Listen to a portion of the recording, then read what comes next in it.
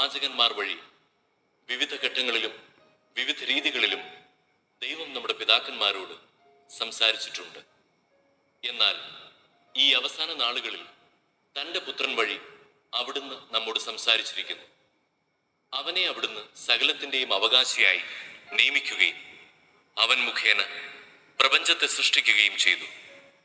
അവൻ അവിടുത്തെ മഹത്വത്തിന്റെ തേജസ്സും സത്തയുടെ മുദ്രയുമാണ്. തന്റെ ശക്തിയുടെ വചനത്താൽ അവൻ എല്ലാറ്റിനെയും താങ്ങി നിർത്തുന്നു. പാപങ്ങളിൽ നിന്ന് നമ്മെ ശുദ്ധീകരിച്ചതിനു ശേഷം അത്യുന്നതങ്ങളിലുള്ള മഹത്വത്തിന്റെ വലത്തുഭാഗത്ത് അവൻ ഉപവിഷ്ടനായി. അവൻ അവകാശമാക്കിയ നാമം ദൈവദൂതന്മാരുടേതിനേക്കാൾ ശ്രേഷ്ഠമായിരിക്കുന്നത് പോലെ അവനും അവരെക്കാൾ ശ്രേഷ്ഠനാണ്.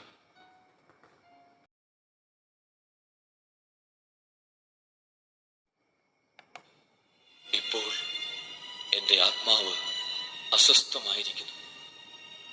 ഞാനിത് പറയേണ്ടു.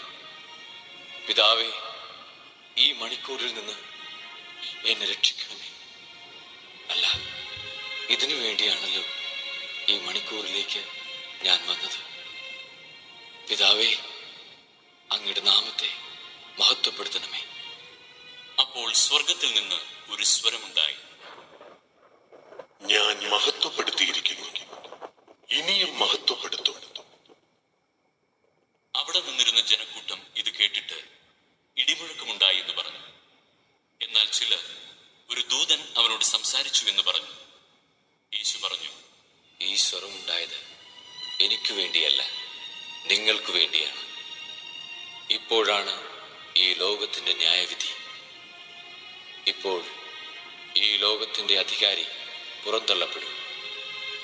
ഞാൻ ഭൂമിയിൽ നിന്ന് ഉയർത്തപ്പെടുമ്പോൾ എല്ലാ മനുഷ്യരെയും എന്നിലേക്ക് ആകർഷിക്കും. അവനിത് പറഞ്ഞത് താൻ ഏത് വിധത്തിലുള്ള മരണമാണ് വരിക്കാൻ പോകുന്നത് എന്ന് സൂചിപ്പിക്കാനാണ്. അപ്പോൾ ജനക്കൂട്ടം അവനോട് ചോദിച്ചു, ക്രിസ്തു എന്നേക്ക് നിലനിൽക്കുന്നെന്നാണല്ലോ നിയമത്തിൽ ഞങ്ങൾ കേട്ടിട്ടുള്ളത്. പിന്നെ മനുഷ്യപുത്രൻ ഉയർത്തപ്പെടേണ്ടിയിരിക്കുന്നു എന്ന് നീ പറയുന്നത് എങ്ങനെ? ആരാണ് ഈ മനുഷ്യപുത്രൻ? അല്പസമയത്തേക്ക് കൂടി പ്രകാശം നിങ്ങളുടെ ഇടയിലുണ്ട്. അന്ധകാരം നിങ്ങളെ കീഴടക്കാതിരിക്കാൻ പ്രകാശമുള്ളപ്പോൾ നടന്നുകൊള്ളുവിൻ. അന്ധകാരത്തിൽ നടക്കുന്നവൻ താൻ എവിടേക്കാണ് പോകുന്നതെന്ന് അറിയുന്നില്ല. നിങ്ങൾ പ്രകാശത്തിന്റെ മക്കളാകേണ്ടതിന് നിങ്ങൾക്ക് പ്രകാശമുള്ളപ്പോൾ അതിൽ വിശ്വസിക്കുവിൻ.